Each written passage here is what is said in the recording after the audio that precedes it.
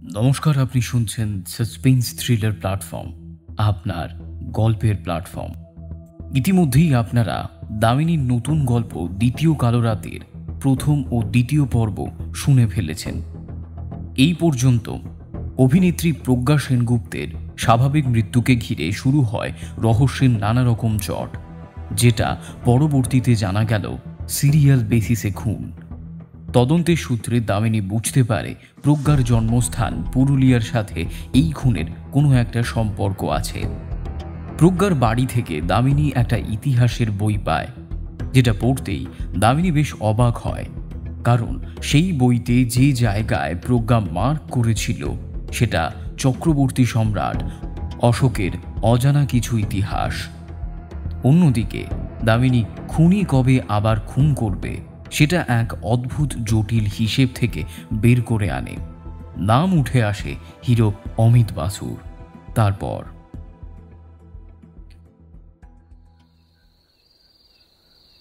ঘড়িতে সময় বলছে রাত 8:10। আকাশ মোটামুটি পরিষ্কার। ব্যাঙ আর ঝিঁঝির ডাক ঘিরে রেখেছে রাতকে। তার সাথে ভেসে আসছে দরদ ভরা গিটারের সুর। কয়েকদিন বৃষ্টি হওয়ার ফলে এই গরমের পরিবেশ সামান্য হলেও শীতল এবং কিছুটা মনোরম। আমি কবি নই, খুব ভালো গল্পকথকও নই, তাই এই রকম মুহূর্তকে কিভাবে ব্যক্ত করতে হয় তা আমার জানা নেই। তবে এটুকু নিশ্চিত, এই মুহূর্ত প্রণয়সীদের ভীষণ আকর্ষিত করে। সাহিত্যে বলে বর্ষা নাকি অভিমানী ঋতু, যে সর্বদা মুখ গম্ভীর করে অশ্রুজল বর্ষণ করে। এই মুহূর্তে রবি কবির একটা গানের লাইন যথার্থ। নীল অঞ্জন ঘন পুঞ্জ ছায়ায় সমাবৃত অম্বর, হে গম্ভীর হে গম্ভীর হে গম্ভীর। প্রকৃতি অম্বর গম্ভীর না হলেও শরীরী অম্বর খুবই গম্ভীর। যাই হোক, প্রকৃতির বর্ণনায় কাহিনী বর্ধিত করতে চাই না। একতলা বেষ্টিত অম্বরের বাড়ির গেটের সামনে ধূসর রঙের মার্সিডিজ গাড়িটা এসে দাঁড়ায়, আর তার ড্রাইভিং সিটের দরজা খুলে বাইরে বেরিয়ে আসে দামিনী। এই বছর প্রথম এই ব্র্যান্ডের গাড়ি লঞ্চ করল ভারত, তাই দামিনী পুরনো মডেলের অ্যাম্বাসাডার সরিয়ে এই মডেলটা নিয়েই নিল। চার চাকা দামিনীর বরাবরই প্রিয়। কথায় বলে স্ত্রীলোক বশীভূত হয় স্বর্ণ অলঙ্কারে, ভিন্ন দামিনী এর অমনি বশীভূত হয় লৌহ ইস্পাতে। বাড়ির ভেতর থেকে মৃদু গিটারের ধ্বনি ভেসে আসছে। দামিনী গাড়ির দরজাটা লক করতে করতে সামান্য অবাকও হয়, সাথে নিরাশও হয়। গেট খুলে বাড়ির ভেতরে ঢুকে সদর দরজায় ঠেলা দিয়ে বাড়ির ভেতর প্রবেশ করে। দক্ষিণ পশ্চিম কোণে অম্বরের ঘর। দামিনী সেই দিকে এগিয়ে যায়। পর্দা সরিয়ে ঘরে ঢুকতেই দামিনী চমকে ওঠে। খাটে হেলান দিয়ে অম্বরবাবু আপন মনে গিটারের তালে সুর তুলছে। পরনে কালো স্যান্ডো গেঞ্জি আর নীল ট্রাউজার, ঠোঁটে জ্বলন্ত সিগারেট। দামিনী ঘরে ঢুকতে অম্বর মুখ তুলল না, কেবল আর চোখে দামিনী পাটা দেখে নিল। কি রে, তোর ট্রেন 9:45 আর তুই এখনো গিটার নিয়ে বসে আছিস? উফ অম্বর, কত সিগারেট খাস? কথাগুলো বলেই দামিনী অম্বরের কাছে এগিয়ে ঠোঁটের থেকে জ্বলন্ত সিগারেটটা 2 আঙুলে করে তুলে নিয়ে গোল টেবিলে থাকা অ্যাস্ট্রেতে নেভায়। তারপর দেরাজের কাছে এগিয়ে আলমারির লকারের চাবি বের করে নিয়ে আলমারিটা খুলতে থাকে। এইবার অম্বর মুখ তুলে দামিনীকে দেখে। দামিনী পিঠ করে দাঁড়ালো। পরনে লাল রঙের বিষ্ণুপুরী সিল্ক, মাথার চুল খোঁপায় করা, আর তাতে জুঁইয়ের মালা। ঘর ফুলের গন্ধে একেবারে মেতে ওঠে। মুহূর্তের মধ্যে অম্বর আবারও মাথা নামিয়ে নিজের রাগটা প্রকাশ করে গিটারের টোনে। দামিনী অবাক হয়ে এক ঝলক পেছনে ফিরে দেখে নিয়ে অম্বরের প্রেস করা শার্ট আর জিন্সের প্যান্ট বের করে খাটের উপরে রেখে নিয়ে লকার আর আলমারি দুটোই বন্ধ করে। তারপর ধীরে ধীরে অম্বরের কাছে এগিয়ে গলার 2 কাঁধে হাত রেখে দামিনী কোমল স্বরে বলে, বাড়ি থেকে তাড়াহুড়োয় বেরোতে গিয়ে ড্রেসিং টেবিলে পার্সটা ফেলে এসেছি। মনে পড়লো তোর বাড়ির গেটের সামনে এসে, তাই লকার থেকে একটু টাকা নিলাম। অম্বর গম্ভীর স্বরে কেবলই কে, মানে নিনাদের পাড়ার ক্লাবের ওই বিকাশবাবুকে মনে আছে? বিনোদিনী হলে উনি রবীন্দ্র নজরুল অনুষ্ঠান করছেন। আমাকে না জানিয়ে নিনাদদের বলে দিয়েছে যে আমি নজরুল গীতি গাইব। ওখানকার অনুষ্ঠান শেষ করে তারপর আমরা ওখান থেকে অমিত বাসুর সঙ্গে দেখা করব। আমরা মানে? প্রশ্নে বেশ রাগ। এই শহর পুরো এক দায়িত্বশীল অভিভাবকের। আমরা মানে আমি আর নিনাদ। ও, তুই জানিস নিনাদ কি করেছে? এই নিনাদের স্তুতি করতে আমার বাড়িতে এসেছিস নাকি কাজে এসেছিস? হ্যাঁ, এতটাই ব্যস্ত তুই যে এটাও ভুলে গেছিস তন্দ্রা তোকে একবার টেলিফোন করতে বলেছিল, কিছু জরুরি কথা আছে, আর তোর সেটাও মনে নেই। কথাটা শোনা মাত্রই দামিনীর কপালে হাত। অন্যদিকে অম্বর বেশ রাগের সাথে গিটারটা খাটের উপরে থাকা কোল বালিশে রাখে। আক্ষেপের সুরে দামিনী বলে, ইস, একদম মাথা থেকে বেরিয়ে গেছিল। দাঁড়া। বাহ, তাহলে আমার থেকে এখন লুকোতেও শিখে গেছিস, তাই তো? লুকালাম কোথায়? বললাম তো। সেই তো না, সেজে গুজে পুরো তৈরি হয়ে একেবারে যাওয়ার মুখে। ভালো ভালো, খুব ভালো। এমনভাবে কথা বলছিস কেন? বেশ, তাহলে যাবো না, গাইবো না। না, তা কেন? যাবি তো, অবশ্যই যাবি, কেন যাবি না? কিন্তু যাওয়ার আগে জিজ্ঞাসার নাটকটা করিস না, বুঝলি? Just go and leave me. Damini আর কোনো কথা না বলে অম্বরের ঘর থেকে বেরিয়ে যায়। এক দৃষ্টে অম্বর তাকিয়ে থাকে গোল টেবিলে থাকা কাঁচের অ্যাস্ট্রেটার দিকে। মুহূর্তের মধ্যে সেটিকে হাতের মুঠোয় তুলে সজোরে আঁচড়ে ঘরের মেঝেতে ফেলতেই কাঁচের অ্যাস্ট্রেটা চূর্ণ বিচূর্ণ হয়ে যায়। তবে কি ভাঙন শুরু হবার মুখে।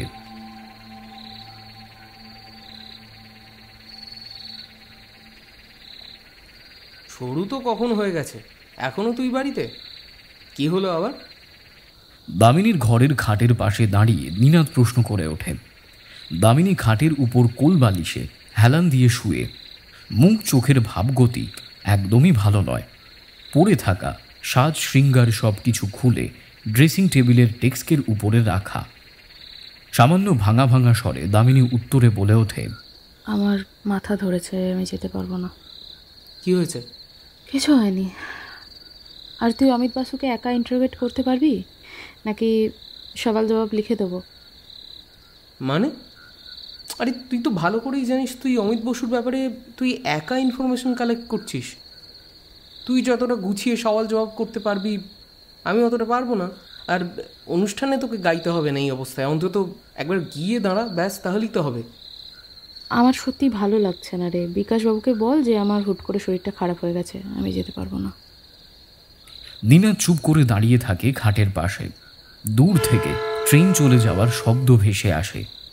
দামিনী দু চোখ বন্ধ করে। অম্বর নিশ্চিন্তপুর বেরিয়ে গেল। নিনাদ আর কিছু না বলে ঘর থেকে বেরিয়ে যায়। দামিনী খাটের উপরে বসে থাকা। হঠাৎ বিজয়া ঘরে জানায় অম্বরের পাড়ার চায়ের দোকানের ছেলেটা এসেছে দামিনীর সাথে দেখা করতে। কি একটা চিঠি এনেছে সে। দামিনী ছেলেটিকে আসতে বললে বিজয়া মিনিট দুয়েকের মধ্যেই ছেলেটিকে হাজির করে ঘরের মধ্যে। কি হয়েছে রে পটল? দামিনী জিজ্ঞেস করতেই পটল একটা গোলাপি খাম দামিনীর দিকে এগিয়ে দিয়ে জানায় অম্বর তার হাতে এটা দিয়ে জানিয়েছে দামিনীকে দিতে। হাতের থেকে খামটা নিতেই পটল চলে যায়। খাম খুলে ভেতর থেকে একটা কাগজ বের করে সেটিকে খুলে নিয়ে দামিনী দেখে অম্বরের হাতে আঁকা একটা কার্টুনের ছবি। অম্বর নিজেকে কার্টুনের মতো এঁকে মাথায় হাতুড়ি মারছে, আর বড় বড় করে লাল কালি দিয়ে লেখা একটাই ইংরেজি শব্দ, সরি। মুহূর্তের মধ্যে দামিনী হেসে ওঠে। বিজয়া সেটা দেখে নিয়ে বলে ওঠে, সত্যিই অম্বরদা একটা অবতার। হুট করে রাগ ওঠে, আবার হুট করে রাগ নেমেও যায়। এই ছেলেটার যে কি হবে।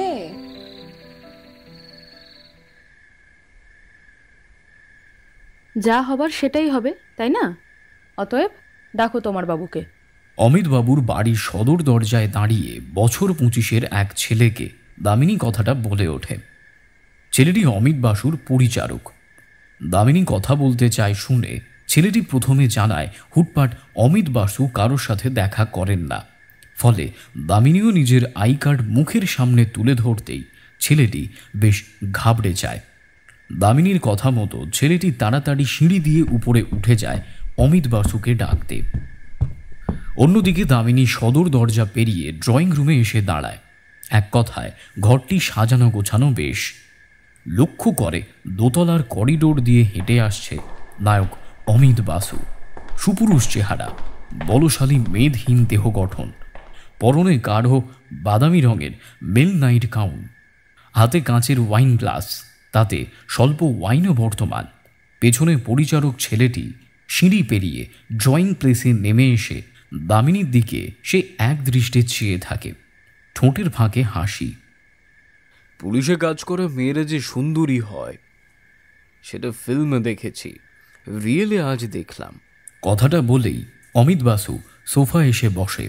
এক কথায় কণ্ঠস্বর অসাধারণ। ঢং শব্দে ড্রয়িং প্লেসের গ্র্যান্ডফাদার ক্লকটা জানান দেয় রাত্রি 9:30। সামান্য ওয়াইন গলদকরণ করে আবার অমিত বাসু বলে ওঠে, বসুন আর বলুন এত রাতে আমার অভিসারে কেন? দামিনীও সামান্য হেসে নিয়ে অমিতের বিপরীত দিকে সোফাতে বসে, বলে, প্রকৃতি বড়ই মনোরম, তার উপর রাতের দ্বিতীয় প্রহরার্ধ আরম্ভ, তাই অভিসারের উপযুক্ত সময় এইটাই। অমিতের স্থির নজর দামিনীর মুখের দিকে। দামিনীও তাই। রাতে ডিনারের পর ওয়াইন খাওয়াটা আমার অভ্যেস। আর ব্ল্যাক কফি? দামিনীর তির্যক ভরা প্রশ্নে অমিত সামান্য অবাক হয়, কৌতূহল ভরা স্বরে জানতে চায়, এই রকম প্রশ্নের কারণ কি? দামিনী হেসে নিয়ে বলে, প্রশ্নটা তো আপনার অজানা থাকার কথা নয়। আপনি তো প্রায়শই আমেরিকা যাতায়াত করেন। রাতে ডিনারের পর ওয়াইন খাওয়া যেমন তাঁদের অভ্যেস, তেমন ব্ল্যাক কফি খাওয়াটাও তাঁদেরই অভ্যেস। আপনি লাস্ট আমেরিকা গিয়েছিলেন এই বছর ফেব্রুয়ারিতে। ওখানে আপনার একটি ফ্ল্যাট আছে, আর গিয়েছিলেন এশিয়ান ফিল্ম ফেস্টিভ্যালের প্রোগ্রামে।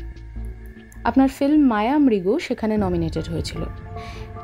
এখানে সবাইকে যেটা বলেছেন, ফ্ল্যাটটা কিনেছিলেন আপনার এক্স গার্লফ্রেন্ড লাবণ্যর নামে, কিন্তু বর্তমানে তিনি এক্স নন, আপনার স্ত্রী, যে আমেরিকায় ওই ফ্ল্যাটটায় থাকে। অমিত বাসু ওয়াইন গ্লাস টেবিলের উপর রাখে, তারপর গাউনের পকেট থেকে দামি ব্র্যান্ডের সিগারেটের বাক্স বের করে নিয়ে তার থেকে একটা ধরিয়ে নিয়ে ধোঁয়া ছেড়ে বলে, আসল কারণটা কি? প্রজ্ঞা। মানে? সম্পর্কটা কতটা জটিল হয়েছিল? আমার কো আর্টিস্ট ছিল। আর কিছু না? না। কিন্তু স্টুডিও পাড়ায় যে অনেকেই বলছে আপনি প্রজ্ঞার প্রেমে পাগল ছিলেন। একসাথে কয়েকটা ফিল্ম করলেই পাবলিক মনে করে নায়ক নায়িকার প্রেম চলছে। এরকম স্ক্যান্ডাল উত্তম সুচিত্রারও ছিল। কিন্তু আদৌ কি তাদের মধ্যে প্রেম ছিল? প্রেম না থাকলেও ফাইট তো ছিল, কে বেস্ট। সেই জন্যই তো স্ক্রিনে উত্তমবাবুর আগে সুচিত্রা ম্যাডামের নাম থাকতো। পারিশ্রমিকও উত্তমবাবুর থেকে বেশিই নিতেন। কিন্তু মুশকিলটা কি জানেন অমিতবাবু? আপনি উত্তম নন, প্রজ্ঞাও সুচিত্রা নয়। তাই এই লড়াইটা আপনাদের মধ্যে ছিল। কি বলতে চাইছো মিস? সেন সরকার, দামিনী সেন সরকার। বলতে এটাই চাইছি যে ফিমেল ওরিয়েন্টেড ফিল্ম প্রজ্ঞার হাতে ছিল, যার ফলে কান ফেস্টিভ্যালে আপনার ছবি গেলেও প্রাইজ পায় প্রজ্ঞার ফিল্ম। আপনার কেরিয়ারের একটা কাঁটা তৈরি করেছিল সে। তার মানে সেই জন্য আমি প্রজ্ঞাকে খুন করেছি? বাহ, বুদ্ধি আছে দেখছি। ভুল পথে হাঁটছো। প্রজ্ঞাকে খুন করে আমার কোনো লাভ নেই, কারণ আমি সত্যিই প্রজ্ঞাকে ভালোবাসতাম। এটা আপনার ড্রয়িং রুম, শুটিং ফ্লোর নয় অমিতবাবু। আর ভালোবাসা আপনার অনেকটা বাজারের মুড়ি মুড়কির মতো। প্রজ্ঞার মতো পারমিতাকেও তো ভালোবেসেছিলেন। দামটা শোনা মাত্রই অমিতের মুখ গম্ভীর হয়ে ওঠে। অন্যদিকে দামিনী বলে চলে, আপনি যদি চান এই মুহূর্তে লাবণ্যকে এখানে আনতে পারি। অমিত বেশ ভয়ার্থ স্বরে বলে ওঠে, না। বেশ, এবার সরাসরি জেরা করছি। আপনি আর প্রজ্ঞা মামা ভাগ্নে ছবিতে একসাথে কাজ করেছিলেন। সেই সময় ফিল্মের লোক বাদে আর কে প্রজ্ঞার কন্ট্যাক্টে ছিল? শুভম আর অচেনা একটি লোক, যে শুটিং শেষেই প্রজ্ঞা আর শুভমের সাথে কথা বলতো। কোনো কথা শুনতে পেয়েছিলেন? না। আপনি এটা তো নিশ্চয়ই বুঝেছেন যে প্রজ্ঞা আপনার হাতে ধরা দেবেন না, কারণ শুভম পুরো দমে নিজের কাছে ওকে টেনে নিয়েছিল। তাহলে প্রজ্ঞার লেজ ধরে থাকার কারণটা কি? ভালো লাগতো। অমিতবাবু, আমি আবারও বলছি, এটা শুটিং টাইম নয়। অ্যাক্টিং করে কোনো অ্যাওয়ার্ড এখানে পাবেন না, আর পারও পাবেন না। তাই সত্যি কথা বলুন, মামা ভাগ্নের শুটিংয়ের সময় প্রজ্ঞা আর শুভম একসাথে কোথাও বেরোতো? সামান্য ভেবে নিয়ে অমিত বাসু উত্তর দেয়, আমি সঠিক জানি না, তবে ওরা একসাথে এক ঘরেই থাকতো। আর আশুতোষবাবু? সবই জানতো। মামা ভাগ্নের শুটিং তো পুরুলিয়ার ঝালদায় হয়েছিল, ওখানে আশুতোষবাবুর কটেজ তো?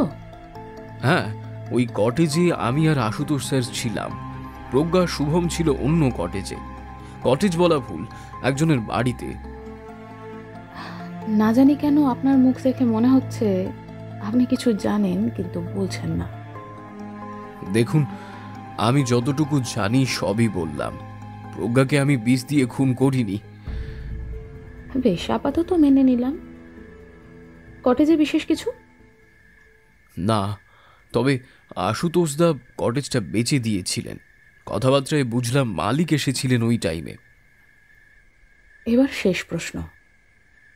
অমিত বাসু দামিনীর মুখের দিকে চায়। দামিনী তীক্ষ্ণ নজরে জিজ্ঞেস করে ওঠে, আপনার আর পারমিতার শারীরিক সম্পর্কের ব্যাপারে আশুতোষবাবু জানতেন? কারণ এটা তো তাঁদের বিয়ের পর কন্টিনিউ চলেছে, তাই নয় কি? মাঝে একবার পারমিতা প্রেগনেন্টও হয়েছিল। কথা ঘোরানোর চেষ্টা করবেন না, কারণ নার্সিংহোমের রিপোর্ট আমার এই পার্সে। আর গাইনো ডক্টর মীরা পাল আপনার নাম নিয়েছেন। সন্তানটা কার ছিল? আপনার তো? আমার ক্যালকুলেশন বলছে প্রজ্ঞা এটা জানতো। কথাটা শোনা মাত্রই অমিত বাসুর মুখ পাংশুটে হয়ে যায়। অবাক দৃষ্টিতে দামিনীর দিকে সে চেয়ে আছে।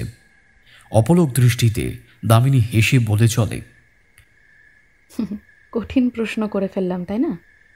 ঠিক আছে, এটা নিয়ে পরে হবে, সময় তো আছে। আজ উঠি তাহলে।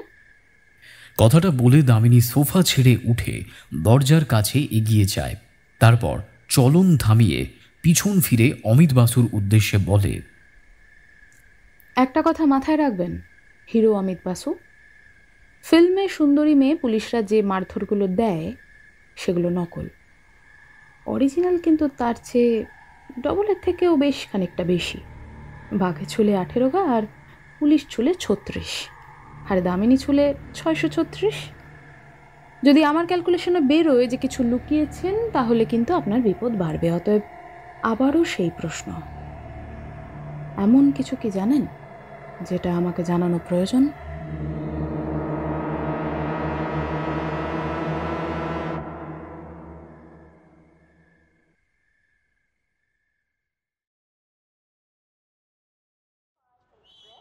বৃষ্টিটা নামলো ঠিক 12:30টায়। হাওড়া স্টেশন গমগম করছে লোকজনের ভিড়ে। সবচেয়ে ব্যস্তবহুল স্টেশন বলে কথা। গয়া, কাশী, হরিদ্বার, বেনারস, নিউ দিল্লি, বৃন্দাবন, বোম্বে, জয়পুর, দেরাদুন, কোনো এক্সপ্রেস অ্যানাউন্সে বাকি নেই স্টেশন কর্তৃপক্ষ। দামিনী আর সৌরজা এগিয়ে যাচ্ছে 17 নম্বর প্ল্যাটফর্মের দিকে। রাঁচি ইন্টারসিটি ওখানেই।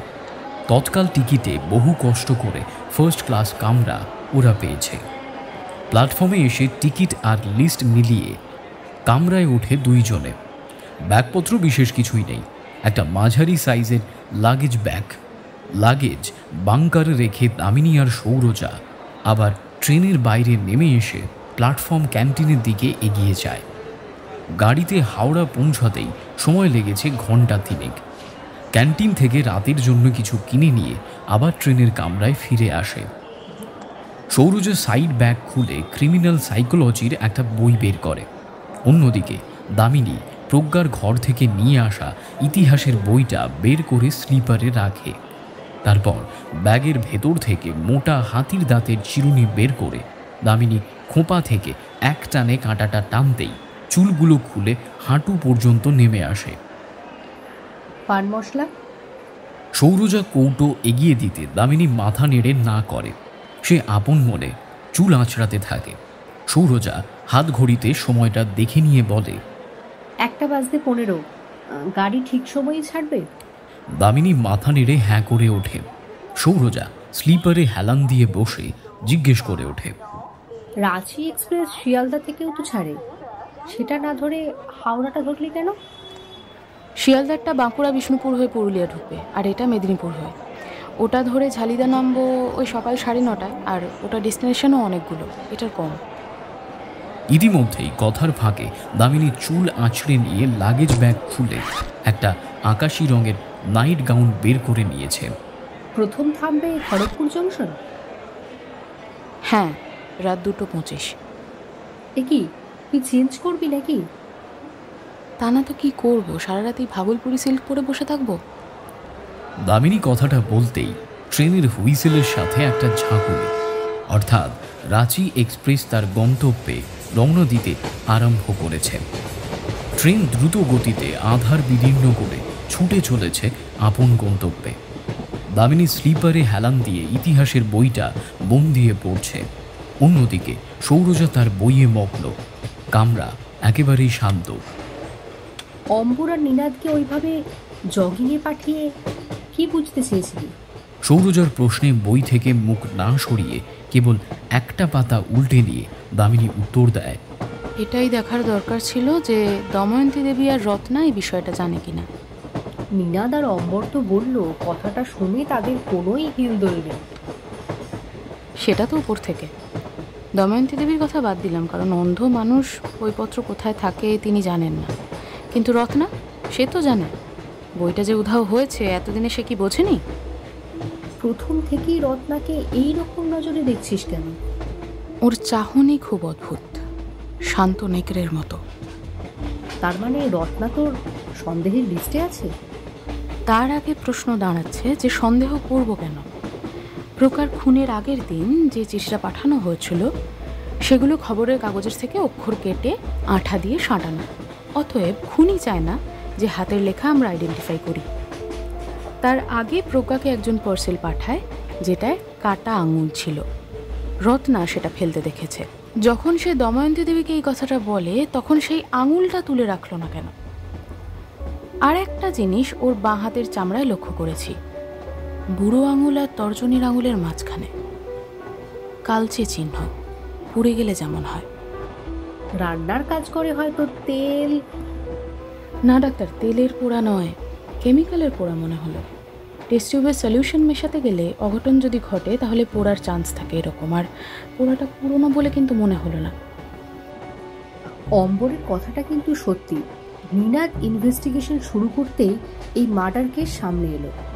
আচ্ছা, একটা কথা মাথায় ঢুকছে না, তোর চিন্তায় কিছু এসেছে?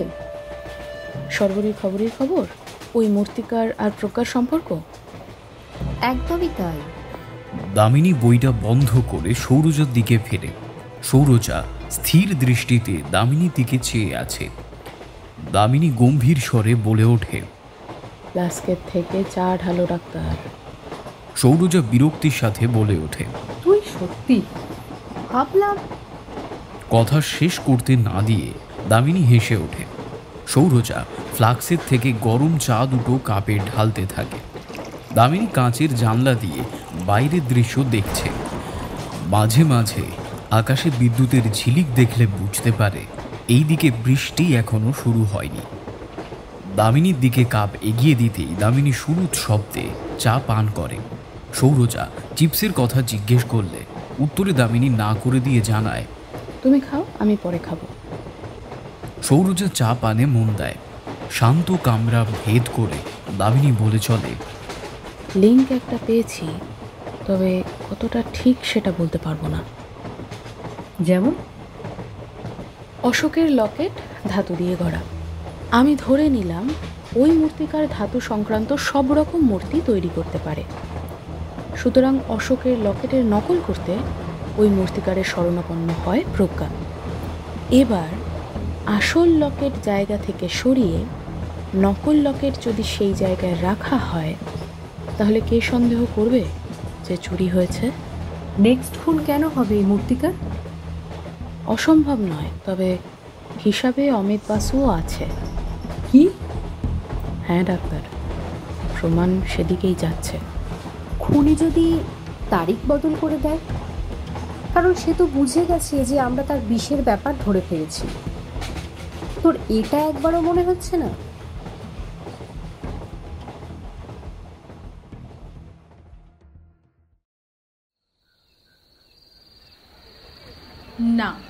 আমার একবারও মনে হচ্ছে না যে আমি তার বিয়ে করাবো। নির্জন গঙ্গার ঘাটে দাঁড়িয়ে নেশা ভরা স্বরে পারমিতা নিনাদকে বলে ওঠে। এক পশলা বৃষ্টি হওয়ায় পরিবেশ ঠান্ডা, ঝিঁঝির ডাক রাতে আরও গভীরভাবে শোনা যাচ্ছে। নিনাদ শান্ত স্বরে বলে, রাত বাড়ছে, পারো বাড়ি ফিরে চলো, অনেকটা নেশা হয়ে গেছে তোমার। বাড়ি? জেলখানা। আশুতোষ টেলিফোন করেনি তোমার? ওই জানোয়ার নিজের ছাড়া আর কারুর কিছু বোঝে না, লাইফটা নরক বানিয়ে রেখে দিয়েছে। ডিভোর্স দিচ্ছে না কেন তাহলে? উপায় নেই, পুলিশ তো ভাবছে খুন আমি করেছি। আসলে সবাই প্রজ্ঞাকে সাধু আর আমাকে ভিলেন মনে করছে। প্রজ্ঞা ছিল সাংঘাতিক, নইলে শুভমকে হাতের মুঠোয় রাখতে পারতো না। চলো এবার বাড়ি চলো। কোন বাড়ি? কার বাড়ি? কে অপেক্ষা করছে আমার জন্যে? আশুতোষের বিয়ে করাটা জেদে, পুরুষ সিংহ প্রমাণ করতে হবে যে। মানে? নিনাদ অবাক হয়ে জিজ্ঞেস করতেই পারমিতা গঙ্গার পাড় কাঁপিয়ে হাসতে থাকে। কোনো রকমে হাসি থামিয়ে নিনাদকে আরও নিজের মুখের সামনে টেনে এনে তাচ্ছিল্য ভরা স্বরে নিনাদকে প্রশ্ন করে ওঠে, নিনাদ, তুমি পুরুষ সিংহ তো?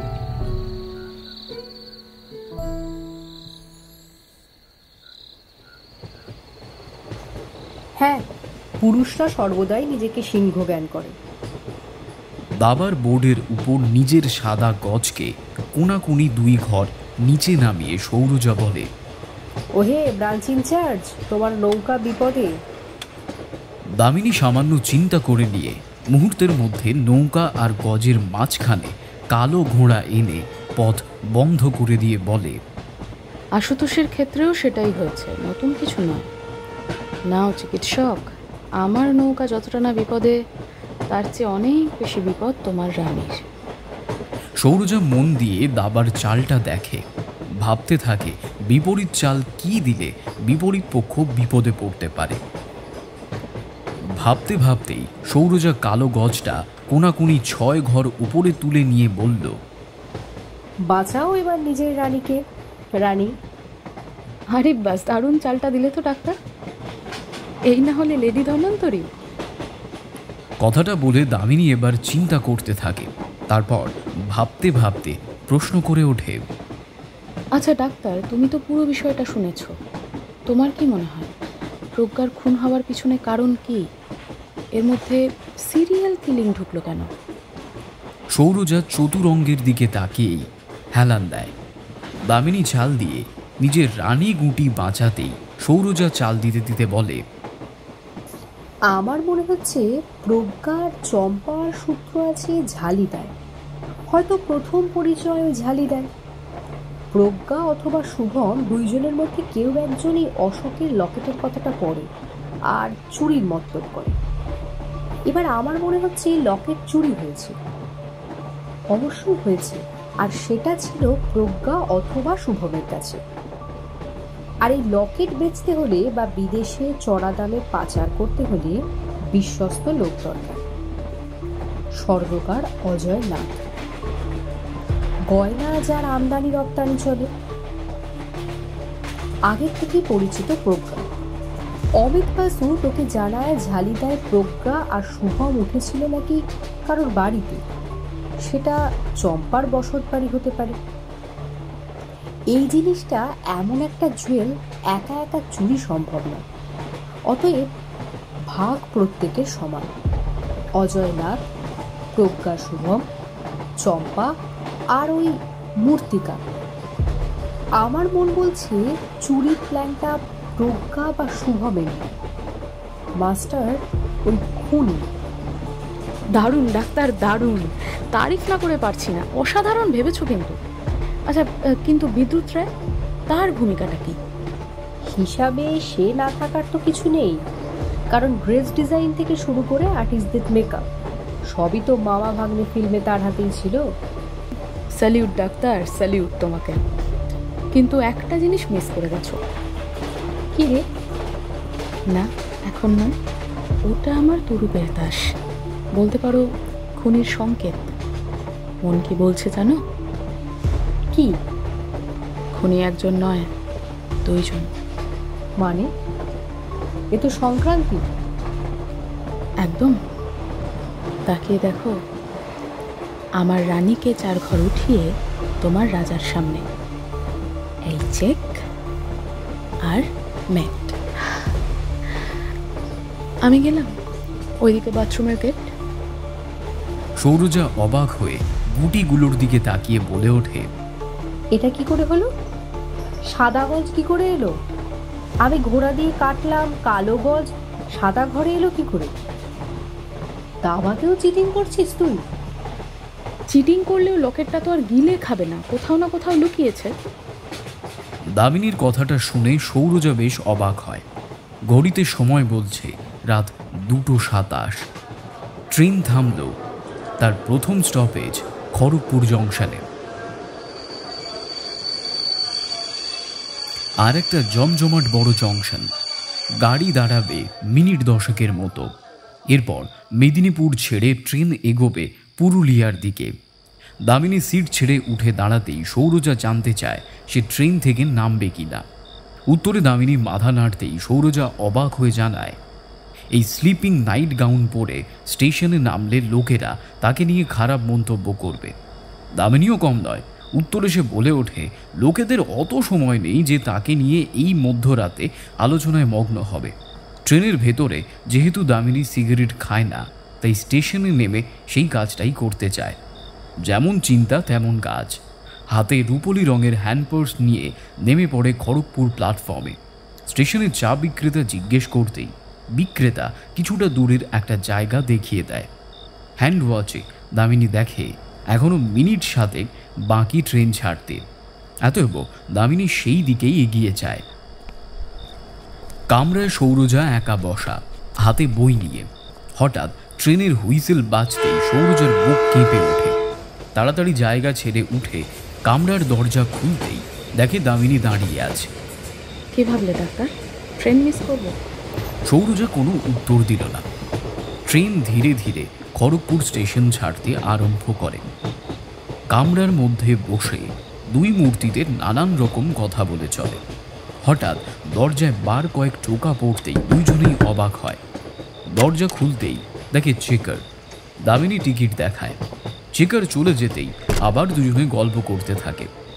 এইভাবে প্রায় মিনিট 15 সময় কেটে যায়। আবার কামরার দরজায় টোকা পড়ে। সৌরজা বেশ অবাক হয়ে বলে, কবার টিকিট চেক করবে? না ডাক্তার, আমার মনে হয় না এটা চেকার। টোকা দেওয়ার ধরনটা অন্যরকম। দামিনী দরজায় এগিয়ে গিয়ে দরজা খুলতেই বেশ অবাক হয়। এক ভদ্রলোক দাঁড়িয়ে আছে। বয়স আন্দাজ 60-এর বেশি নয়, কিন্তু দেখে মনে হয় বেশ সবল। মাঝারি উচ্চতা, চেহারা স্বাস্থ্য ভালো। মাথার সাদা চুল দাড়ি বেশ কায়দা করে ছাট। পরনে দামি বাদামি সাফারি স্যুট। হ্যাঁ বলুন। দামিনী প্রশ্ন করলে ভদ্রলোক উত্তর দেয়, আমার নাম আর্যনাথ ভট্ট। কণ্ঠস্বর পাতলা, তবে কেমন যেন চাপা প্রকৃতির। না খ্যাসখ্যাসে না ভরাট, বড়ই অদ্ভুত। আমি উঠেছি 2 কামরা পর। আমার কামরায় যে 2 জন যাত্রী আছেন তারা খুবই ঘুম কাতুরে এবং বেশ নাসিকা গর্জনে পারদর্শী। উফ, ট্রেনে আমার ঘুম হয় না। করিডোরে হাঁটছি, তখন আপনাদের গলার স্বর পেয়ে দরজায় টোকা দিই। আপনি যদি চান অনায়াসে আমাদের সাথে বসে যেতে পারেন। আমাদের রাতের ট্রেনে ঘুমানোর অভ্যাস নেই। আর্যনাথ বাবু সামান্য হেসে দামিনীর কামরায় এসে বসে। কথাবার্তাতেই বোঝা গেল আর্যনাথ বাবু বেশ আসর জমানো মানুষ। কিছু কিছু মানুষ থাকে যারা অপরিচিত হয়েও চট করে মানুষের সাথে মিশে মানুষকে আপন করে নেয়। আর্যনাথ বাবুও তাই। দামিনী আর সৌরজা নিজেদের গুপ্ত পরিচয় পর্ব সারতেই ভদ্রলোক জিজ্ঞেস করে ওঠেন, আপনারা কি ঘুরতে কোথাও? হ্যাঁ, ইচ্ছে তো সেরকমই। দেখা যাক ভ্রমণ দেবী কপালে কি বিধিলিপি লিখেছেন। দামিনীর শেষ হতেই সৌরজা বলে, একটু ঝালিদার দিকেই যাচ্ছি। পাহাড়, নদী, বন ঘেরা নগর। আপনি? বাহ, বেশ ভালো। আমি নামবো পুরুলিয়া জংশনে। আমি ইতিহাসের একজন অধ্যাপক ছিলাম, এখন রিটায়ার্ড করেছি। অযোধ্যা নিয়ে কিছু কাজ আছে, বই লেখালেখির ব্যাপারে। দামিনী ফট করে জিজ্ঞেস করে ওঠেন, আপনি তো বোধহয় হাওড়া থেকে ট্রেনটা ধরেছেন। কি করে বুঝলেন? খড়গপুর থেকেও তো উঠতে পারি। আপনার সাফারির পকেটে টিকিটের সামান্য অংশ উঠে রয়েছে, দেখতে পাচ্ছি হাওড়া টু লেখা। আমাদের আগে চেকার আপনার কামরায় গিয়ে টিকিট চেক করেছিল, আর সেই সময় টিকিট বের করে দেখিয়ে পকেটেই রাখেন। যদি ভুল না করি তাহলে চেকার যখন টিকিট চেক করছে তখন আপনি করিডোরে, কামরায় থাকলে টিকিট হয়তো ব্যাগে ঢুকতো। ওরে বাবা, সাংঘাতিক চোখ তো। এ তো মনে হচ্ছে সাক্ষাৎ গোয়েন্দার সামনে বসা। তা গোয়েন্দা নাকি? তাহলে তো বুঝে শুনে কথা বলতে হয় বসাই। সৌরজা সামান্য হেসে উত্তর দেয়, ও সব কিছু গোয়েন্দা কাহিনী পড়ে পড়ে মানুষের ওপর অ্যাপ্লাই করে। তার উপর কোনো এক ফেউ লেখক শান্তনুর সঙ্গে ওঠা বসা করে খুব। সে লেখক বলে কিনা ওর সঙ্গে নাকি লেখকের কোনো এক গোয়েন্দা নায়িকা চরিত্রের মিল আছে। আর্যনাথ বাবু বেশ অবাক, আর তারপর হেসে ওঠেন, বলেন, ঝালিদায় যাচ্ছেন? ওখানকার ইতিহাস সম্পর্কে জানেন তো? তেমন একটা না, এইটুকু জানি যে অখণ্ড ভারতের সময় কলিঙ্গর অংশ ছিল। শুধু তাই নয়, সম্রাট অশোক তার শেষ জীবনটা ওখানেই কাটিয়েছে। বৈশালী নগরের নাম নিশ্চয়ই শুনেছেন। হ্যাঁ, নগর নর্তকী আম্রপালির জন্য বিখ্যাত। সেটা তো আছে। ওই বৈশালী হলো ভগবান বুদ্ধের অন্তিম প্রচার রাজ্য। এইখানেই বুদ্ধকে শূকরের মাংস খাওয়ানো হয়, তারপর তিনি মারা যান। অশোকের জন্য বৈশালী আরেকটু বেশি প্রসিদ্ধ। কিরকম? অশোকের প্রিয় পশু সিংহ। লক্ষ্য করবে, যতগুলো অশোক নিজের নামে স্তম্ভ তৈরি করেছে প্রত্যেকটি 4 মুখওয়ালা সিংহ। কেবল বৈশালী এমন রাজ্য যেখানে 1 মুখওয়ালা সিংহস্তম্ভ নির্মাণ করায়। আর তারপরই তো বিয়ে করে নর্তকী তিস্যা রক্ষাকে। সৌরজা আর আর্যনাথের কথোপকথন দামিনী এক দৃষ্টে শুনে চলেছে, মুখে কোনো কথা নেই। সেটা বোধ হয় আর্যনাথ বাবু লক্ষ্য করেছিলেন। বললেন, কি ব্যাপার গোয়েন্দা ম্যাডাম, দেখছি চুপচাপ। নতুন কিছু চিন্তা নাকি আমাকে সন্দেহের তালিকায় রাখা হয়েছে? না, শুনছি আর ভাবছি। ইতিহাসের খাতিরে আপনাকে অনেক জায়গায় ঘুরতে হয়েছে নিশ্চয়। তা তো হয়েছে। আপনার বাঁ হাতে কি কোনো জখম আছে? দামিনীর এহেন প্রশ্নের কারণ আছে। আর্যনাথ বাবুর বাঁ হাত প্রথম থেকেই পকেটে ঢোকালো। দামিনীর প্রশ্নটা শুনে রসিক মানুষটার মুখ পুরো নিরাশায় ভরে ওঠে, যেন মুহূর্তের মধ্যে কোনো এক অযাচিত স্মৃতি চোখের সামনে তার ধরা দিল। আবেগ ভরা স্বরে তিনি বললেন, 5 বছর আগে কৈলাসনাথ মন্দিরে যাই। সেখানে হুট করে দোতলার বৌদ্ধ গুহা থেকে মাটিতে পড়ি। শরীরের মধ্যে মাথা আর কাঁধে চোট পেলেও সব থেকে বেশি ইনজিওর হয় আমার বাঁ হাতের বুড়ো আঙুলটা। কথাটা বলেই পকেট থেকে হাত বের করতেই দেখে কালো রঙের গ্লাভস পরা হাত, আর বুড়ো আঙুলের জায়গাটা ঝুলে নড়বড় করছে। হাড় গুঁড়ো গুঁড়ো, অবশেষে কেটে বাদ দিতে হয়। লোক সমাজে খুলে চলি না। সত্যি বলতে লজ্জা লাগে, সবাই অদ্ভুতভাবে তাকিয়ে থাকে।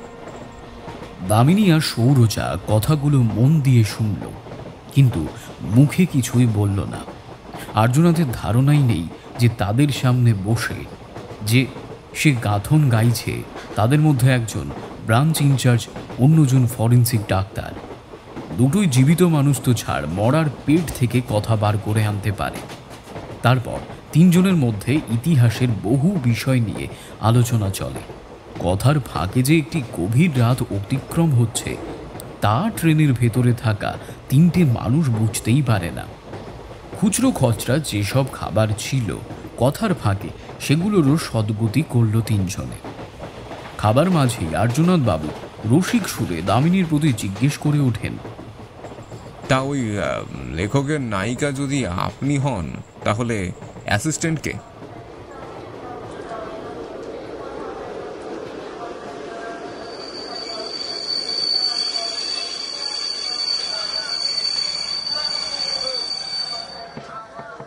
অবশ্যই খুনি, এতে কোনো সন্দেহ নেই।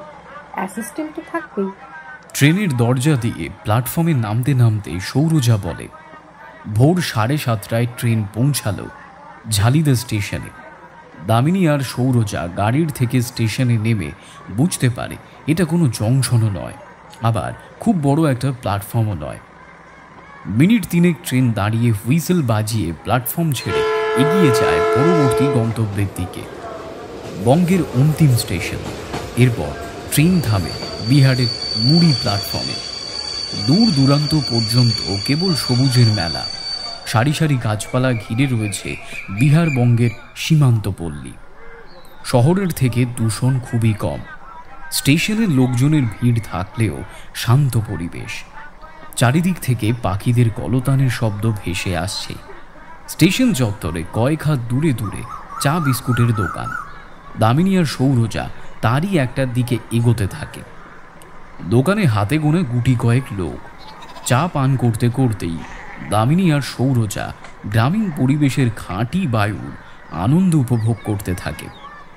দুজনের চোখ মুখে প্রকাশ পাচ্ছে যে হাতে যদি এই কেসটা না আসতো তাহলে এইরকম আউটডোর থেকে তারা বঞ্চিত হতো। কারণ সৌরজা প্রকৃতির সাজে বলে ওঠে, ইস, ওর ক্যামেরাটা নিয়ে আসলে ভালো হতো রে। এইরকম গ্রাম্য দৃশ্য চোখে পড়া আর মনে হয় না হবে। সুতরাং এর থেকেই আশা করা যায় তদন্তের স্বার্থে হুট করে পুরুলিয়া যাত্রা করলেও মুহূর্তটা বিন্দুমাত্র বিফলে যায়নি। চা বিক্রেতার সাথে কথা বলে জানতে পারে এখানকার যানবাহন বলতে ভ্যান আর রিক্সা। কবিরাজ সুদাসের বাড়ির কথা জানতে চাইলে বিক্রেতা কেবল এইটুকুই বলতে পারে, গ্রামের লোকেরা হয়তো তা জানে। টাকা দিয়ে স্টেশনের বাইরে এসে দেখে একটা বটতলা, সেইখানে গোটা 3 রিক্সা দাঁড়িয়ে। 3 জন চালক বটতলার বেদির উপর বসে বিড়ি ফুঁকছে। দামিনী আর সৌরজাকে আসতে দেখা মাত্রই একজন চালক হাতের বিড়ি ফেলে কাছে গিয়ে জানতে চায় তারা কোথায় যাবে। উত্তরে দামিনী জানতে চায় এখানে হোটেল বা পান্থ আছে কিনা। উত্তরে চালক যা বলল তাতে দামিনী অবাক হয়, বলতে গেলে বেশ আঁতকে ওঠে। চালক জানায় পান্থ একটা আছে, এই বছর 1.5 হলো, নাম মৃণালিনী পান্থশালা। দামিনী আর সৌরজা রিকশায় বসতেই চালক নিয়ে চলে পান্থের দিকে। মাটি সড়ক, সামান্য লাল, বাঁকুড়ার কিছুটা আভা এই ঝালিদাতেও আছে। ঘড়িতে সময় বলছে 8:10, কিন্তু রোদের তেজ গাছপালার জন্য প্রকাশিত হতে পারছে না। স্টেশন থেকে পান্থতে যেতে সময় নিল মিনিট 10। পান্থতে পৌঁছে রিক্সা বার 2 ভেপু বাজায়। পান্থের মালিক দালানে বসে লাল খাতাতে কিছুর একটা হিসেব করছিলেন। ভেপুর শব্দে খাতা ছেড়ে মুখ তুলতেই বেশ অবাক হয়। ভ্যাবাচাকা খেয়ে তাকিয়ে থাকে দামিনী আর সৌরজার দিকে। রিক্সা চলে যেতেই দামিনী কাছে এগিয়ে এসে হাসি মুখে জিজ্ঞেস করে ওঠে, ঘর আছে? হ্যাঁ হ্যাঁ আছে। মালিক উত্তর দেয়, কিন্তু ভূত দেখার মতো তাকিয়ে থাকে দামিনীর মুখের দিকে। তারপর নিজের টাকে হাত বুলিয়ে আর সামান্য চুলকে নিয়ে 1 বছর 19-এর ছেলে রান্নাঘর থেকে উঠোনে এসে দাঁড়াতেই পান্থের মালিক বলে ওঠে, দক্ষিণ দিকের ঘরটা নিয়ে যায় না দে। দামিনী আর সৌরজা সেই দিকেই এগোতে থাকে। পান্থের মালিকের নজর কিন্তু দামিনীর দিকে। চোখ বড় বড়, কপাল কুঁচকানো আর হাবভাব কৌতূহল। দামিনী পিছন ফিরে এক ঝলক মালিকের দিকে চেয়ে উঠে বলে, আরে গৌরচরণ বাবু, যাকে ভাবছেন আমি সেই। গৌরচরণের মুখে হাসি আর ধরে না। সঙ্গে সঙ্গে দামিনীর কাছে এগিয়ে উঠে বলে, আমি না আসলে ভাবতেই পারিনি যে আপনি এসেছেন। মনে হচ্ছিল হয়তো দামিনী দেবীর মতো দেখতে। সৌরজা সামান্য অবাক হলে দামিনী পরিচয় করিয়ে দেয় গৌরচরণ বাবুর সাথে।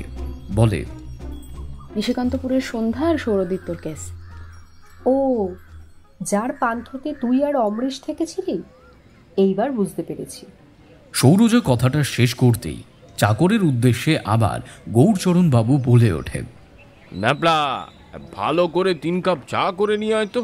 চা খাবেন তো দামিনী দেবী? চীনামাটির কাপে ছোট্ট একটা চুমুক দিয়ে ঘরের গোল টেবিলের উপরে রাখে দামিনী। চৌকিতে বসা সৌরজা আর গোল টেবিলের সামনে থাকা আর একটা চেয়ারে গৌরচরণ। সময়ের সাথে সাথে রোদের তেজটা বাড়ছে।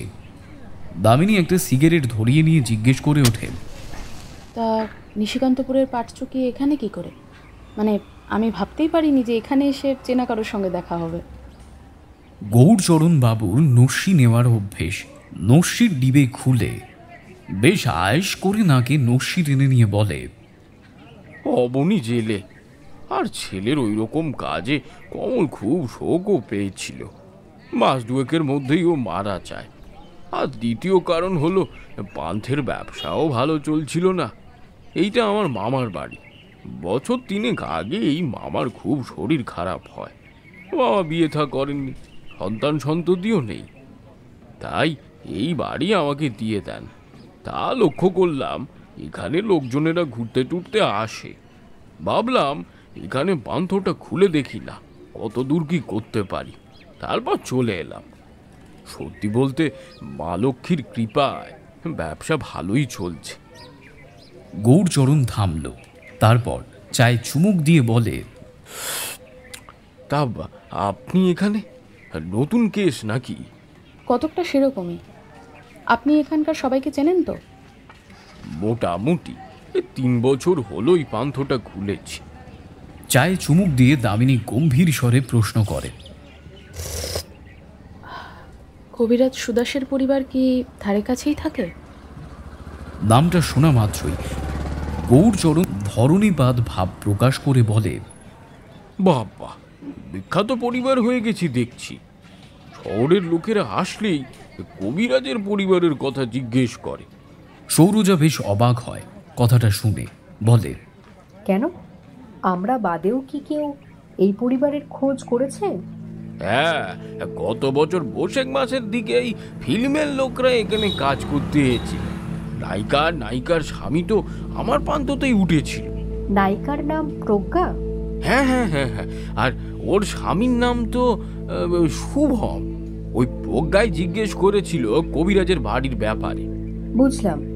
আপনি বলেছিলেন? হ্যাঁ, আমায় বলেছিল যে ওর বাড়িতে ছবির কি কাজ করবে তাই নিয়ে নাকি কথা বলতে যাবে। এই ছালিদার বড়লোক পরিবার বলতে পারে। গ্রামের লোকেরা বলে কবিরাজ শুধু সুদাস নয়, বংশ পরম্পরায় ওরা ডাক্তারি করে আসছে। শালিদার গ্রামের একটু ভিতর দিকে একটা জায়গা আছে, নাম পুলি। ওইখানেই কবিরাজ পরিবারের বাড়ি। আপনাকে চেনে? মানে আলাপ আছে? মোটামুটি, তবে খুব একটা যাতায়াত নেই।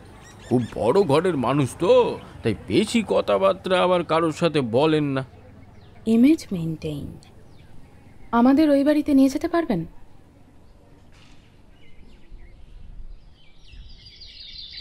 তা পারবো না কেন? মুখের কথা তো না, কার্বন ডাটা পরীক্ষা করে লেখা তো আছে কাগজে। ডাক্তার ভূদাস কবিরাজ দামিনীকে কথাটা হাসি মুখে বলে ওঠে। বয়স 50-এর ঘরে, ফর্সা রং, স্বাভাবিক উচ্চতা, মাথার চুল ঘন এবং কণ্ঠস্বরে একটা আভিজাত্যের ছোঁয়া বর্তমান। কবিরাজ পদবী নয়, বোঝা গেল এটা উপাধি। গৌরচরণ বাবু সঠিক কথাই বলেছিলেন। পেল্লায় দ্বিমহলা অট্টালিকা, আদলটা যেন জমিদার বাড়ি। বাড়ির দক্ষিণ পশ্চিম প্রান্ত দিয়ে বয়ে চলেছে কুলপ্রবাহিনী সুবর্ণরেখা নদী। নদীর জল বেশ ভর্তি আর স্রোত বেশ ভালো। এর বিশেষ কারণ হলো এখন বর্ষার সময় এবং এটা বর্ষাপুষ্ট নদী। বলা হয় যে এই সুবর্ণরেখা, কংসাবতী আর দামোদর, এই 3টে পুরুলিয়ার সর্বনাশের নদী। বাড়ির পশ্চিম প্রান্তে নদীতে নামার জন্য তৈরি করা হয়েছে একটা শান বাঁধানো ঘাট। পুরো বাড়িকে সামন্তের ন্যায় ঘিরে রয়েছে বট, অশ্বত্থ, অশোক গাছের দল। বাড়ির মুখে আসতেই প্রথমেই যেটা নজরে আসে তা হল চতুর্মুখ সিংহ ফটক। দেখে মনে হয় সম্রাট অশোক যেন দাঁড়িয়ে থেকে ফটক নির্মাণ করিয়েছে। দামিনী, সৌরজা আর গৌরচরণবাবু বসে রয়েছে গালিচা বিছানো বৈঠকখানায়। দামিনী নিজের পরিচয় দিতেই বাড়ির কর্তা ভূদাস বেশ ব্যস্ত হয়ে পড়েন। লোকজন বাড়িতে যাতায়াত করাটা স্বাভাবিক বিষয়, কিন্তু খুনের বিষয় আলোচনা করতে বাড়িতে খোদ গোয়েন্দা বিভাগের পুলিশ, এটাতে তিনি বেশ চম্বিত হয়েছেন। দামিনী প্রশ্ন করে, গত বছর প্রজ্ঞা সেনগুপ্ত শুটিংয়ের জন্য এই বাড়িটার কথাই তো আপনার কাছে এসে বলেছিল। হ্যাঁ, প্রথমত আমি রাজি হতাম না। রাজি হয়েছে একটাই কারণে, প্রজ্ঞা এই গ্রামের মেয়ে, গ্রামের নাম বেশ উজ্জ্বল করেছিল, তাই আর কি। আর অশোকের লকেটের ব্যাপারটা, যেটা ডক্টর এসডি লিখেছিলেন? সামান্য চিন্তা করে নিয়ে ভূদাসবাবু বলেন, আমি কি আপনাদের সামনে পাইপ খেতে পারি? স্বচ্ছন্দে। এটা আমার বাবার কাছে শোনা। আমার জন্মের আগে তিনি এই বাড়িতে আসেন, আর বাবার সঙ্গে এই লকেট নিয়ে আলোচনা হয়। তখন আমার বাবাও ডাক্তারি কলেজে পড়াশোনা করছেন। ওনার লেখা প্রবন্ধটা আমি পড়েছি, বইটা আমার বাড়িতেও আছে। ওখানে তো শুধু লকেটের কথাটা লিখেছেন। মানে? দামিনী বেশ অবাক হয়। অন্যদিকে ভূদাসবাবু বলে চলে, আমার পিতৃপুরুষ কবিরাজ সুদাসদেবকে সম্রাট অশোক লকেট বাদেও আরও দুটো জিনিস উপহার স্বরূপ দেন। সম্রাট অশোক সুস্থ হয়ে মগধে ফিরে যান, গিয়ে দেখেন তার কনিষ্ঠ পত্নী তিস্যরক্ষা ওনার কনিষ্ঠ পুত্রের চোখ অন্ধ করে দিয়ে মগধ থেকে পালিয়েছে। সম্রাটের মন্ত্রী আসেন সুদাসদেবকে নিতে। তিনি গিয়ে বুঝতে পারেন ওনার কনিষ্ঠ পুত্রের চিকিৎসা নেই। অন্যদিকে স্বামী অন্ধ হওয়ায় তিশলের স্ত্রী কাঞ্চনা অসুস্থ হয়ে পড়ে। ওই মুহূর্তে সে 10 মাসের সন্তান সম্ভবা। দুইজনেরই জীবন সংকট। কবিরাজ সুদাস চিকিৎসার মাধ্যমে কাঞ্চনার প্রসব করায় শল্যের কোণে, মানে সার্জারি করে আর কি, লাইক সিজার। ফলে মা আর সন্তান দুজনেরই প্রাণ বাঁচে। এতে খুশি হয়ে সম্রাট কবিরাজদেবকে ওনার ব্যবহৃত একটি তরোয়াল আর হার উপহার দেন। সৌরজা আর গৌরচরণ বিস্ময়কর বদনে শুনে চলেছে। যুগ পেরিয়ে যায়, কিন্তু স্মৃতি রয়ে যায়। এ যেন তারই উদাহরণ। কিন্তু আমার মনে হয়েছিল গলার হারটা সম্রাট অশোকের নয়। কেন? পুরো হাড়ের মধ্যে 2 মুখো হাতি চিহ্ন খোদাই করা। ইতিহাস বলে মৌর্য শাসনকালে হাতির মুখ ছিল সম্রাট চন্দ্রগুপ্ত মৌর্যের প্রতীক। তার মানে আপনি বলতে চাইছেন যে হারটা সম্রাট চন্দ্রগুপ্তের থেকে বিন্দুসারের, আর তারপরে অশোকের? হ্যাঁ, আরও একটা বিষয় আছে। হারটির নকশা বেশ অন্যরকম। আমি একজন আর্কিওলজিস্টকে এনে ওই হারটা দেখাই। নকশা দেখে বলেন যে ওটা স্টাইল গ্রিসের। আমার অনুমান ওটা চন্দ্রগুপ্ত মৌর্য যখন গ্রিক রাজ সেলুকাসের মেয়ে হেলেনাকে বিয়ে করে, তখন সেলুকাস ওটা আশীর্বাদ চিহ্ন হিসেবে সম্রাট চন্দ্রগুপ্ত মৌর্যকে দিয়েছিল। দামিনী সামান্য কিছু চিন্তা করে নিয়ে বলে, এখন যে কথাগুলো আমাদের বললেন প্রজ্ঞাকেও বলেছিলেন? বিলক্ষণ। ভূদাস কবিরাজ এমনভাবে উত্তরটা দিলেন যেন এগুলো জানানো তার কাছে অভ্যেসে পরিণত হয়েছে। ঘরের সবাই চুপ। বড় ঘড়িটা ঢং শব্দ করতে গৌরচরণ বাবু সামান্য কেঁপে ওঠে। সন্ধ্যা 7:30। ভূদাসবাবু নিভে যাওয়া পাইপটা আরও একবার ধরিয়ে নেয়। তারপর সামান্য কৌতূহল মেশানো স্বরে জিজ্ঞেস করে ওঠেন, কিন্তু প্রজ্ঞা খুন হলে আমার পরিবারের কথা উঠছে কেন? দামিনী উত্তরের বদলে প্রশ্ন করে ওঠে, বলে, তার আগে এই 3টে সংগ্রহ কি আমরা দেখতে পারি? ভূদাসবাবু কোনো আপত্তি প্রকাশ করলেন না। 3 জনে নিয়ে তিনি সোজা চলে গেলেন দোতলার একটা বিশাল বড় ঘরে। ঘরে বড় পালঙ্ক, বেলজিয়ামের কাঁচের ঝাড় লণ্ঠন, বইপত্রের শেলফ, আর রয়েছে একটা বড় লোহার সিন্দুক, আর রয়েছে একটা মানুষের অয়েল পেন্টিং। ভূদাসবাবু বিছানার তলা থেকে চাবির গোছা বের করে তার থেকে নির্দিষ্ট একটা চাবি নিয়ে সিন্দুক খুলতে খুলতে বলেন, ছবিটা আমার ঠাকুরদার বাবার, বৈদ্য সৌম্যদাস কবিরাজ। ঘরটা ওনারই। চাকা ঘুরিয়ে সিন্দুক খুলতেই দামিনী দেখে বিভিন্ন রকমের কাগজপত্র, অলংকার, টাকা ভর্তি। এবার একদম নিচের তাক থেকে একটা 3 ফুট সাইজের তরোয়াল বের করেন। সেটা দামিনীর হাতে দিতেই দেখে তরোয়ালের খাপটি গন্ডারের চামড়ার আর হাতলটি পুরো রূপোর। চামড়ার থেকে হাতল টানতেই বেরিয়ে আসে একটা তামাটে বর্ণের তরোয়াল। লকেট আর হার? সৌরজা প্রশ্ন করতেই ভূদাসবাবু সিন্দুকের ভেতরে থাকা আরেকটি চোরা কোটোর চাবি দিয়ে খুলে একটা কাঠের বাক্স বের করে আনে। সেটা খুলতেই ঘরে উপস্থিত 3 জনের চোখ বিস্ফারিত। অসম্ভব নিখুঁতভাবে তৈরি সম্রাট অশোকের লকেট আর হার, দুটোই সামান্য কালচে প্রকৃতির। ভূদাসবাবু বলেন, দুটোই রূপোর। কথা শুনে গৌরচরণ বাবু বেশ অবাক হন।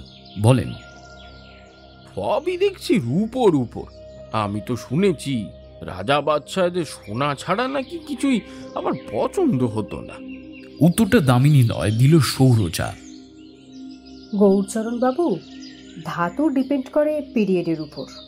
অশোকের টাইমে রূপোর খুব চল ছিল, ওই জন্য মৌর্য আর কুষাণ পিরিয়ডকে রৌপ্য যুগ বলে। গুপ্ত যুগে সোনা, আবার মোগল যুগে আসলে দেখতে পাবেন লোহা, কাঁচ, রত্ন, হিরে এইসব। অশোকই প্রথম রূপোর মুদ্রা মানে কয়েন দেশের ব্যবসায় শুরু করে। এই রূপোর থেকেই কিন্তু ভারতীয় টাকাকে রুপিস বলা হয়। দামিনীর মন নেই কথাগুলোতে। সে চেয়ে আছে লকেট আর হারের দিকে। হুট করে জিজ্ঞেস করে ওঠে, যে আর্কিওলজিস্টকে দিয়ে এসব জিনিস আপনি পরীক্ষা করিয়েছিলেন তিনি কি আপনার পরিচিত? হ্যাঁ, ও আমার বন্ধু, মেদিনীপুরেই থাকে। নাম গোপাল কিশোর মুখার্জি। টেলিফোন নম্বর আছে। আপনি ওনাকে টেলিফোন করে শুধু বলুন যে আপনার সন্দেহ হচ্ছে এই লকেট আর হার মৌর্য যুগের নয়। কথাটা শুনে ভূদাসবাবু যেন আকাশ থেকে পড়লেন। বললেন, কিন্তু গত 5 বছর আগে পরীক্ষা করে। জানি, তবুও বলুন। শুধু বলবেন যে বেসিক কার্বন পরীক্ষার যে জিনিসগুলো হয় সেগুলো আনলেই হবে। ওদের কাছে একটা মেশিন থাকে। আর যদি এটা আমার ব্রাঞ্চ হতো তাহলে পাশে দাঁড়িয়ে থাকা এই ডাক্তারই পুরো নারী নক্ষত্র বের করে দিতে পারতেন। আপনি কেন এগুলো করতে বলছেন আমি কিছুই বুঝতে পারছি না। কারণ আমার ধারণা এই দুটো নকল। কি নকল? হ্যাঁ, 5 বছর আগে যখন পরীক্ষা করিয়েছিলেন তখন আসল ছিল, কিন্তু এখন নকল। সে আবার হয় নাকি? চুরি গেলে সবই হয় ভূদাসবাবু। মুহূর্তের মধ্যে চক্ষু বিস্ফারিত করে কবিরাজ কর্তা আতঙ্ক মেশানো স্বরে বলে, চুরি? বলে নিয়ে ঘরের মেঝেতে জ্ঞান হারায়। হুলুস্থুল হয়ে পড়ে কবিরাজ গৃহ। ভূপতি বাবুর জ্ঞান যখন ফিরল, ঘড়িতে বাজে 8:10। তিনি দোতলায় নিজের ঘরের পালঙ্কে শোয়া। চোখ মেলে দেখেন স্ত্রী বিমলা আর তার ছেলে রৌদাস পায়ের কাছে চিন্তায় দাঁড়িয়ে। এছাড়া 2 জন চাকর, মালি, ড্রাইভার, রান্নার ঠাকুর সকলে দরজার সামনে, আর মাথার কাছে বসা 3 জন। পাখা দিয়ে মাথায় বাতাস করছে গৌরচরণ। মুহূর্তের মধ্যে পালঙ্কে উঠে বসে মাথায় হাত দিয়ে কাঁদো কাঁদো সুরে বলে ওঠে, এত বছরের সাবধানের জিনিসের মান গিয়ে ছাড়লো। দামিনী আগের মতোই মাথার কাছ থেকে বলে ওঠে, আমি তো বললামই গোপালবাবুকে ডেকে আনুন, তিনি না আসলে কিছুই বোঝা যাবে না। দেরি না করে তাড়াতাড়ি পালঙ্কের থেকে নেমে ভূদাসবাবু একটা নম্বরে টেলিফোন করেন। দামিনী যা যা বলতে বলেছিল তিনি কোনো রকমে মনে অদম্য শক্তি ও সাহস একত্র করে বলে চলেন। সব জানিয়ে নিয়ে টেলিফোন নামিয়ে তিনি জানান, আজ রাতে ট্রেন ধরবে, রাত 11টায় ঝালিদা পৌঁছবে। আপনারা কি তখন থাকবেন?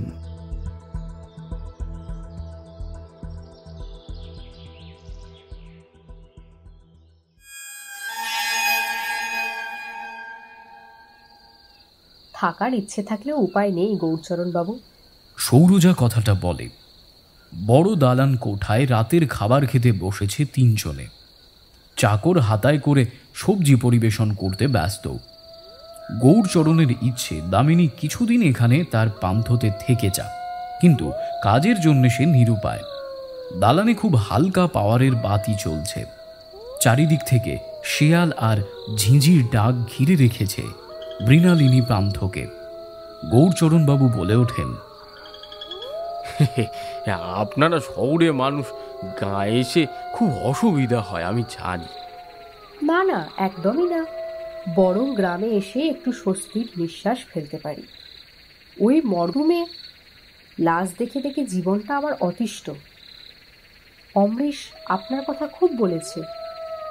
কথাটা শুনেই গৌরচরণ আপ্লুত স্বরে হেসে ওঠে। তারপর বলে, দেশাইবাবু খুব ভালো মনের মানুষ। এমন মানুষ এ জগতে সত্যিই খুব পাওয়া মুশকিল। এখানে এসে থেকে আমি আর ব্রাঞ্চে একবারও ফোন করিনি। ওদিকে সবাইকে কিছু না কিছু কাজ দিয়ে এসেছি, কতদূর এগুলো কিছু বুঝতে পারছি না। কথাটা শুনে গৌরচরণ বেশ দুঃখ পায়।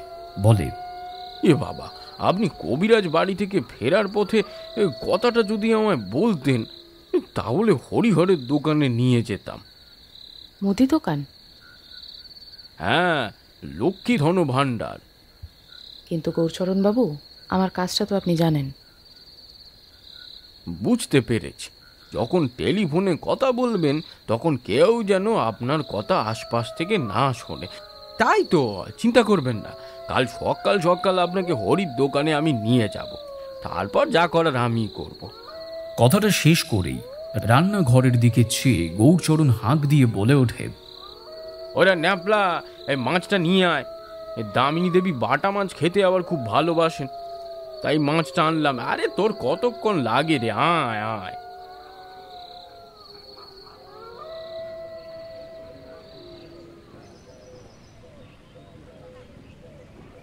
এই তো দিদি হয়ে গেছে। ব্যাগে মালটা ভরে দি। এই নাও। হ্যাঁ। মুদিওয়ালা হরিহরচন্দ্র বলে তার এক মহিলা খরিদ্দেরকে। ভিড় মোটামুটি। পান্থ থেকে মিনিট 10 রিক্সা পথ হরিহরের মুদির দোকান। দুটো রিক্সা এসে দোকানের সামনে দাঁড়াতেই হরিহর বেশ আপ্লুত স্বরে বলে ওঠে, আরে গৌরদা, মাসের মাল তো পাঠিয়ে দিয়েছি ন্যাপলার হাতে। হরিহরের বয়স গৌরচরণ বাবুর বয়সের মতোই। রোগা পাতলা চেহারা, বাঁকের তলায় গোঁপ আর চোখে একটা হাই পাওয়ারের চশমা। গৌরচরণ বাবু রিক্সা থেকে নামতে নামতে উত্তর দেন, আরে ওসব কিছু নয়, একটা টেলিফোন করব। ও, করো। না, করো বললে তো হবে না, করবেন ওনারা। কথাটা বলেই আরেকটি রিক্সায় বসে থাকা দামিনী আর সৌরজাকে দেখায়। এনারা? আরে এনারা আমার কলকাতার অতিথি। এই নিন, আপনারা টেলিফোন করুন। হরির দোকানে যখন এসেছি তখন কিছু জিনিস নিয়েই না হয় ফিরি। ওই হরি, বনস্পতি বের করো।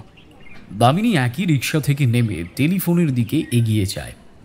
অন্যদিকে গৌরচরণ আর হরিহরের মধ্যে খাঁটি বনস্পতি নিয়ে বাঁধে গোল। দামিনী বুঝতে পারে গৌরচরণ ইচ্ছাকৃত নিজের উপর হরিহরের ধ্যান জ্ঞান আটক করল। ব্রাঞ্চে টেলিফোন করতেই কয়েক সেকেন্ডের মধ্যে বিপরীত দিক থেকে পরিচিত স্বর ভেসে আসে। হ্যালো, দেশাইদা, দামিনী বলছি। কখন পৌঁছলি? ওসব কথা পরে হবে, কাজের কথায় আসি। বিল উঠছে। শুভমের কোনো খোঁজ? আরে ওটাই তো মজার ব্যাপার, কাল রাতে আশুতোষের গাড়ি পাওয়া গেছে। কোথায়? একটা গ্যারেজে। এখানে কেস আছে, গাড়ি পুরো পুড়ে গেছে। ওই সীমান্ত পল্লীর বনটা মনে আছে? ওইখানে কিছু একটা কালো রঙের জিনিস পড়েছিল। গ্যারেজে কাজ করে একটা ছেলে, সেটা দেখতে পেয়ে মালিককে খবর দেয়, আর গ্যারেজ মালিক আমাদেরকে খবর দেয়। কি মনে হচ্ছে? মনে হচ্ছে ভোর রাতে পুড়িয়েছে। আমি ফরেন্সিকে পাঠিয়ে দিয়েছি, পুনঃ চেক করছে। আশুতোষ আর শুভমের কোনো খবর? এখনো পর্যন্ত না, খোঁজ চালিয়ে যাচ্ছি। আর আশুতোষের পকেট ডায়েরি? নিনাদ পারমিতাকে জিজ্ঞাসা করেছিল, কিন্তু পারমিতা জানিয়েছে ওরকম ও কিছু দেখেনি। তোরা ফিরছিস কবে? আজকে রাতে ট্রেনে উঠবো, রাখছি।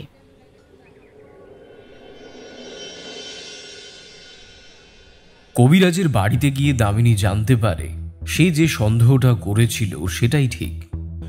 চুরি লকেট নয়, চুরি গেছে হারটি।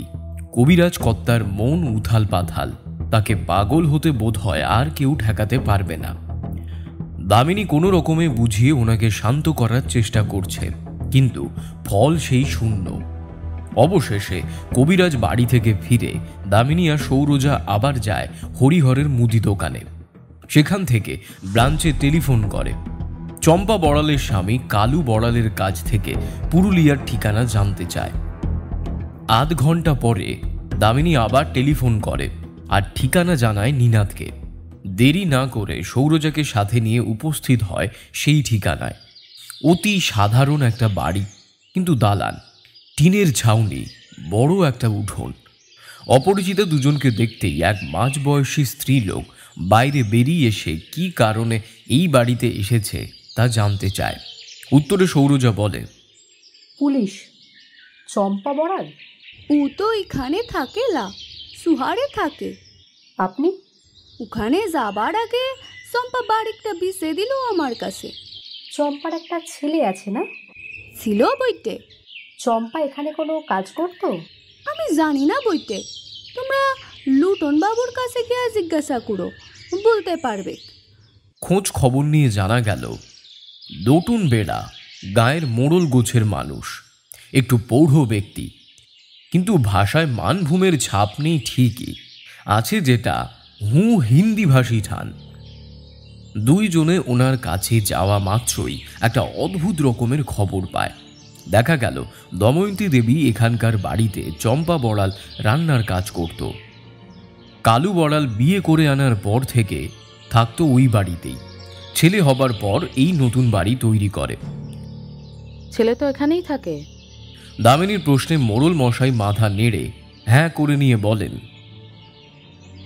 ক্ষেতের কাজ কম দেখে।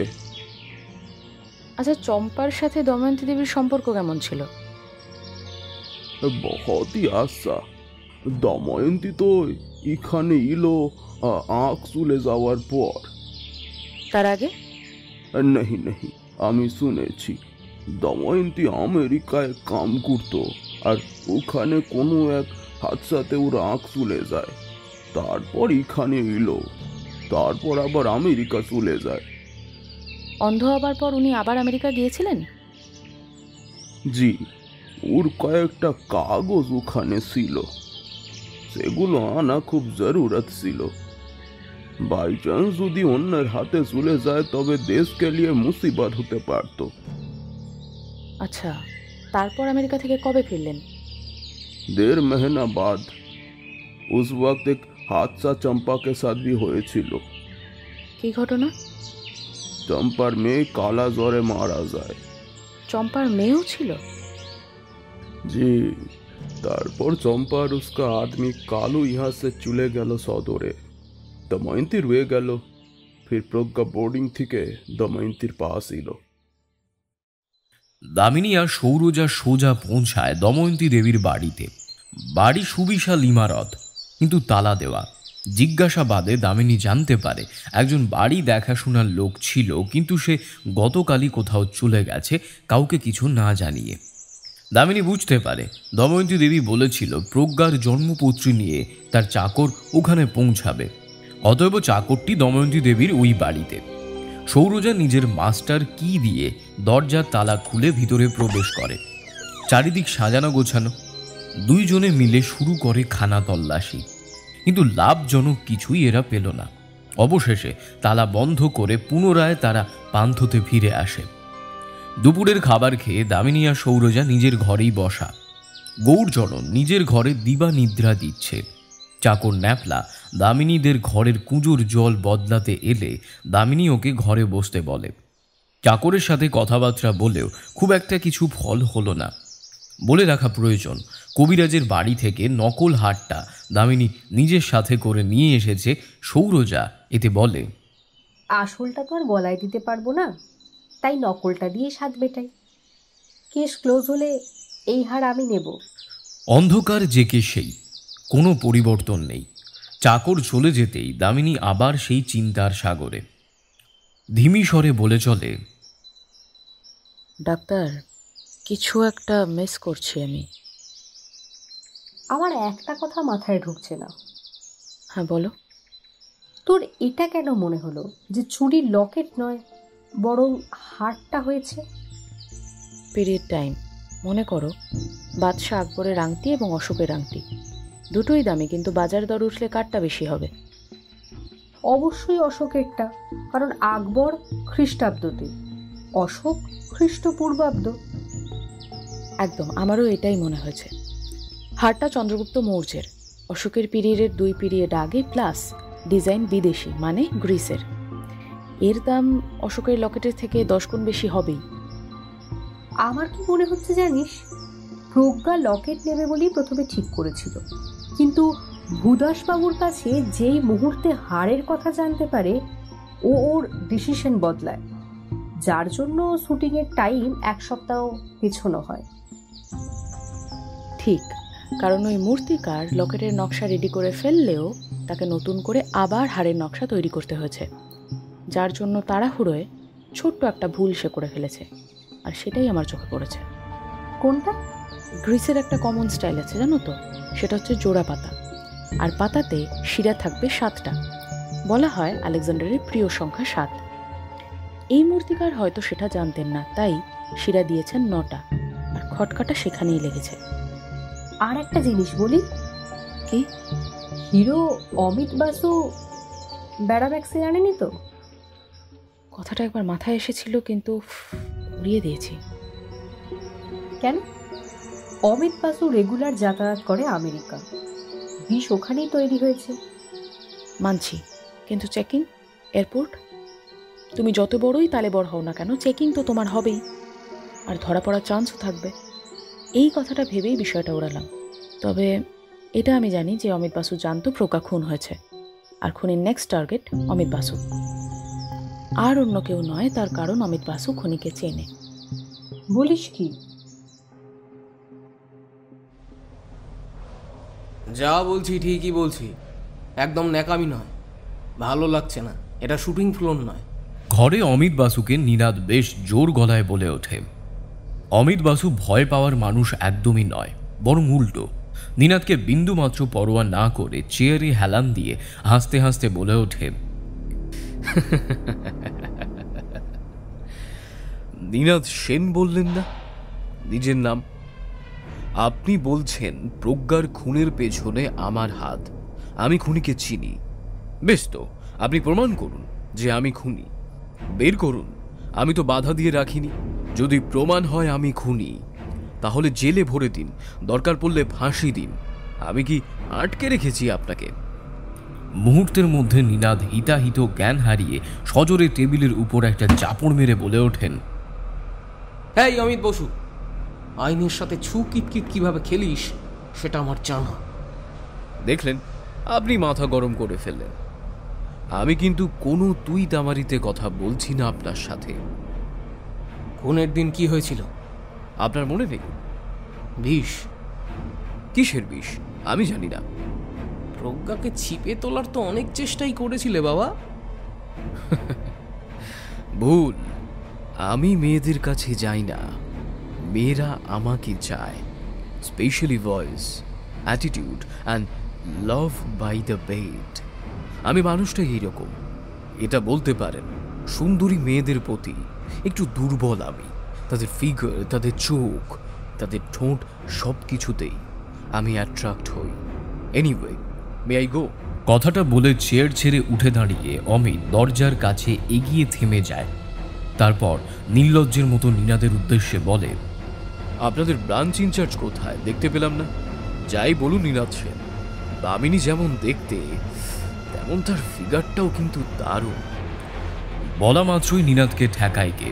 মুহূর্তের মধ্যে নিজের বসে থাকা লাথি তেড়ে যায় অমিতের দিকে। 2 হাতে কলার চিপে ধরতেই আগের মতো শান্ত স্বরে অমিত বাসু বলে, আরে আরে, বিনা দোষে আমার গায়ে হাত তুললে হেডকোয়ার্টারে আপনার নামে রিপোর্ট যেতে পারে। পুলিশের হাত আইনে বাঁধা, পাবলিকের নয়। নীনাদ কলার ছাড়ে। তার সারা শরীর রাগে কাঁপছে, চেয়ে আছে অমিত বাসুর দিকে। অমিত বাসু তাচ্ছিল্য ভরা হাসি হেসে ঘর থেকে বেরিয়ে যেতেই নীনাদ দড়াম শব্দে দরজায় লাথি মেরে আপন মনে বলে ওঠে, আইনে হাত বাঁধা তাই না সালা ড্যাম না?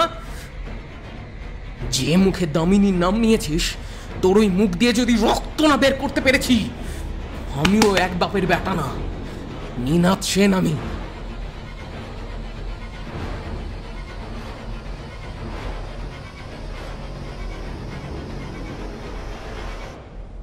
হঠাৎ সর্বরী ঘরের সামনে এসে দাঁড়ায়। নিনাদ দেখেই বুঝতে পারে বেশ রেগে আছে। বলে, ম্যাডাম এসে গেছেন, ডাকছেন আপনাকে। কপাল কুঁচকে নিনাদ গম্ভীর স্বরে জিজ্ঞেস করে, কোনো খবর আছে? খবর তো অনেক, কিন্তু এই সময়ে খবরের থেকেও জরুরি খুনির খাবার। দামিনী কথাটা বলতেই সর্বরী, নিনাদ আর দেশাই বেশ অবাক হয়।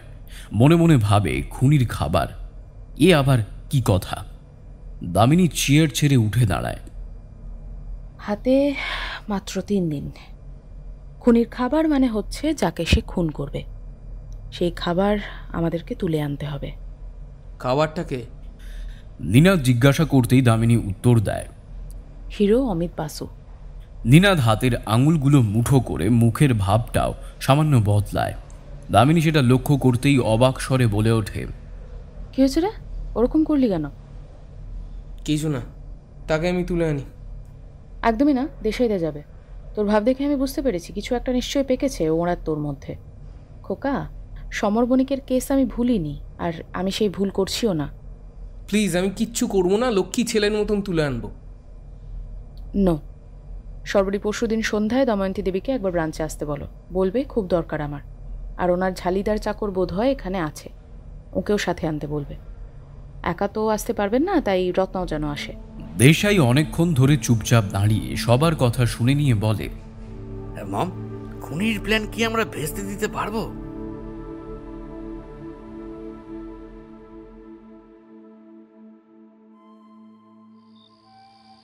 পারতেই হবে, নইলে ওই বেটিকে হাতে আনতে পারবো না। খবর আছে আজ সন্ধ্যায় সে ব্রাঞ্চে যাবে। বাড়ি ফাঁকা, প্রমাণ সরাতেই হবে। দামিনীর হাতে লাগলে মুশকিল। একটা মেয়ে অন্ধকার ঘরে আরেকজনকে কথাটা বলে ওঠে। ঘর আলো আঁধারি ঘেরা, অপরজন যে পুরুষ সেটা বোঝা যাচ্ছে। পুরুষটি আয়নার বসে পাঞ্জাবির বোতাম লাগাচ্ছে, আর মেয়েটি পুরুষটির মুখের সামনে দাঁড়িয়ে কিছু একটা করছে। পুরুষটি বলে ওঠে, আর আমায় প্রমাণ দিতে হলে? আরে তার জন্যেই তো দময়ন্তীর বাড়িতে যাবে। চিন্তা নেই, কোনো মতে যেন দামিনী বুঝতে না পারে, তাহলেই হলো। তুমি আবার ঘেটিয়ে দিও না সবকিছু। সে না হয় খাটলাম না, কিন্তু দামিনী আমার কথা বিশ্বাস করবে কেন? যদি চাল বলে ধরে ফেলে, দময়ন্তীও তো সেখানে থাকবে। আহা, শুধু দময়ন্তী কেন, আমিও থাকবো। হ্যাঁ, কেন? অদ্ভুত তো, তোমার করুণ কাহিনী শুনে কথায় তাল তো কাউকে দিতে হবে। কমপ্লিট।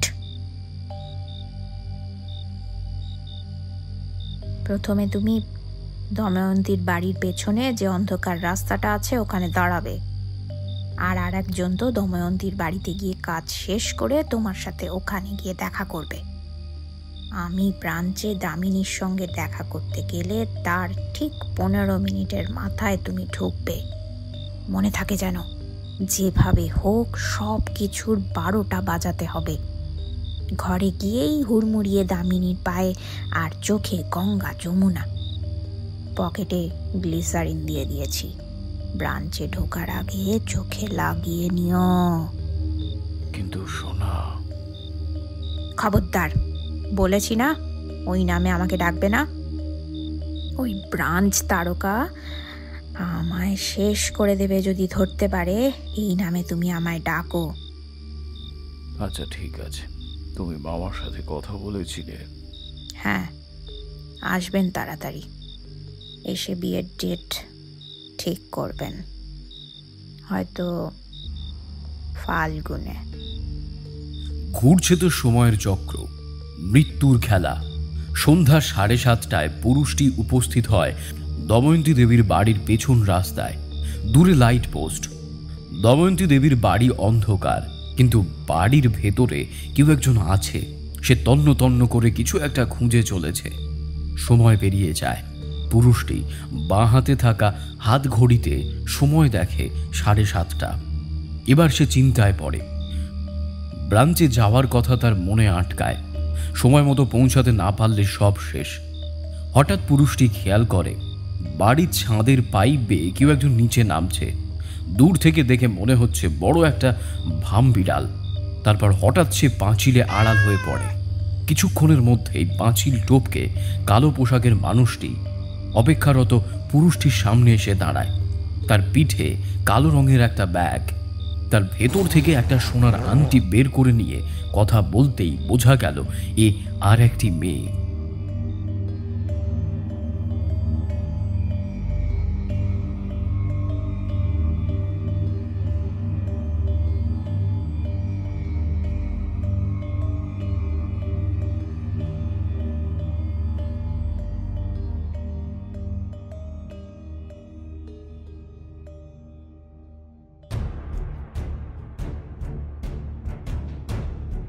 এতক্ষণ আপনারা শুনছিলেন শান্তনু দাসের কলমে ডিটেকটিভ দামিনীর দ্বিতীয় কালো রাতের 3য় পর্ব।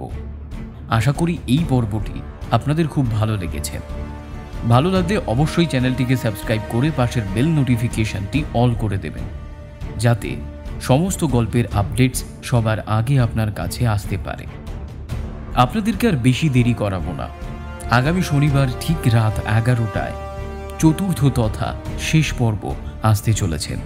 তাহলে শুনতে থাকুন সাসপেন্স থ্রিলার প্ল্যাটফর্ম, আপনার গল্পের প্ল্যাটফর্ম।